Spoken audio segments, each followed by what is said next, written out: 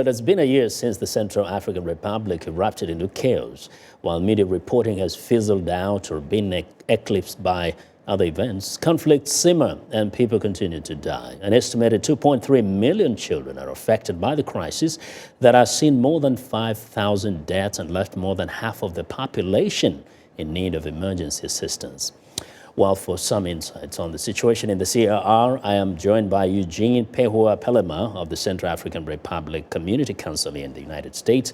Mr. Pehoua-Pelema, welcome back. Good morning, Vincent. Thanks for having me. Yes. Now, first, we did mention that 2.3 million kids have been severely affected. Give us a sense of what these kids are going through today in the Central African Republic and where they are. I mean, most of those people, some of them are displaced in the big city like Bangui and other city, but you have a lot of people in the bush. You have a lot of kids that don't go to school. They don't have food. So, and then when they're sick, they cannot be taken care of. So it's a chaotic situation continuing since last time we met. And we are looking to find solutions. And you know, it's been a bit quiet, and for some, since the current interim president, Catherine Samba-Panza, took over in January last year, many people thought, you know, maybe things are getting better. What is the reality on the ground? The reality is that we still have a chaos. I mean, we have a lack of leadership in every sense of the word.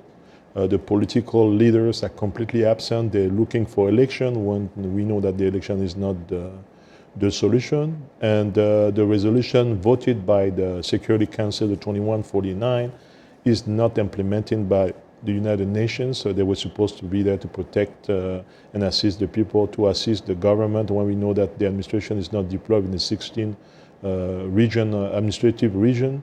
We don't have army. So, I mean, we're still in the same situation where you have 60% of the country occupied by the Seleka, a group composed by foreigner fighters, and 25% by the Anti-Balaka, a group that got birth because of the Seleka.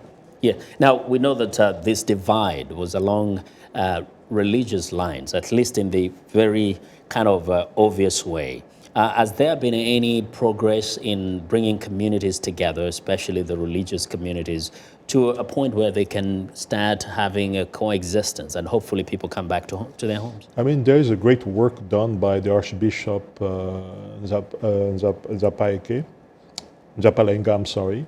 Imam Kobina and Reverend Greco Yame. They have been doing a really great work to get the people together, but as we told last time, it was not a religious conflict. It was a politician that used the religion to get us to that level. Now, very quickly, if you were to give a suggestion on the best way to achieve peace in the Central African Republic, what will that be?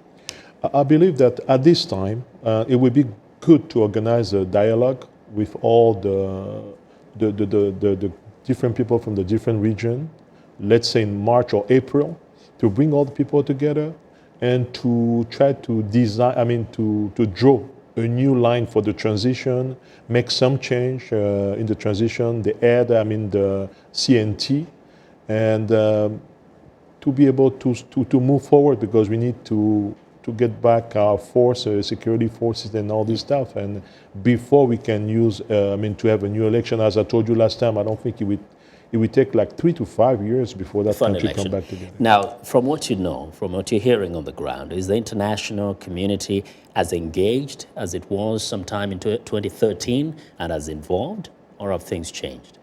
I mean, the international community was supposed to be more involved, especially with the deployment of the United Nations force, the Sangaris, the French troops, and the EUFOR. But you know, the action on ground is not really clear. One day they arrest people, the next day the same people that they arrested are free. The people get killed, they look. I mean, it's a very, very confusing situation over there, but I think it has to do with the fact that we have a lack of our leadership political leader. Okay. Well, Eugene, thank you very much for Thank you, sharing Vincent, for those having me. insights with us. Well, Eugene Pehoua-Pelema of the Central African Republic Community Council here in the United States. We want to know now what you think about Africa 54 and the stories we covered. Join the conversation on Facebook. The address is Africa 54, and check out our headlines 24/7 on voaafrica.com.